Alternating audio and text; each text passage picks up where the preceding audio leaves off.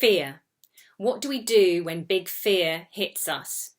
I had the opportunity to find out again in December 2022 when I found a small lump in my breast, and I went to the GP to confirm that. For those of you who know me, I was diagnosed with breast cancer in May 2021 and went through a year of really grueling treatments, but was happily sort of finally discharged in the spring of 2022. So to find another lump, really did obviously provoke kind of fear in me. What are the steps I took to work through that? One is to acknowledge the emotion, allow it. It's there whether I ignore it or not. And you're going to work through it, move through it a lot quicker if you kind of sit with it and see it.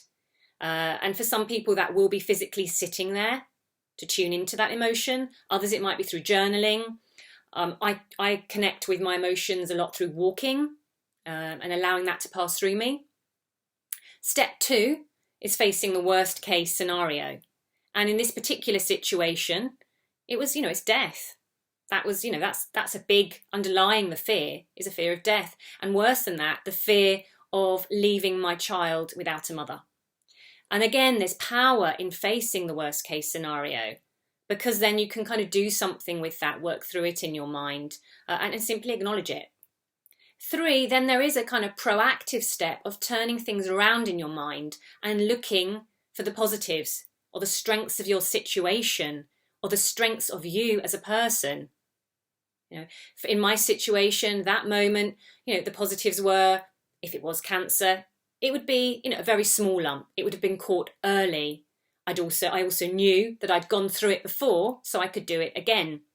So look at who you are. What are the positives? Step 4, choose your support network wisely. I actually only chose to tell one person about this lump. Especially before Christmas, I didn't want to spoil anyone's holidays. And, I chose somebody who I knew would give me a pep talk. Maybe you need someone who's going to have a listening ear, who's very kind, someone who knows you very well, or someone who is going to kind of motivate you and strengthen you in this situation. You do not want someone who is reinforcing a sense of powerlessness, of victimhood. So think about it wisely. Who are you sharing with? Step 5, control the controllables and then let the rest go. The controllables in this situation were seeing my doctor and being referred to the hospital. And fortunately, after 2 to 3 weeks, they confirmed that this lump wasn't cancerous, which was obviously a huge relief. But in those 2 to 3 weeks, there was a lot of tension I was holding. That's for sure. But, I'd done what I could.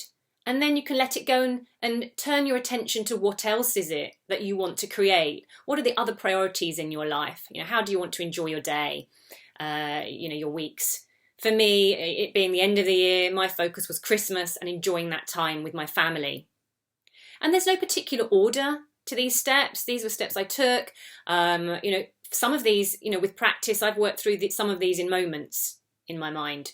Some of these things will take days, weeks. Only you know that. But whatever it is that you're facing, whether it's big or small, if you're feeling the fear, be brave, be strong, and you can do this.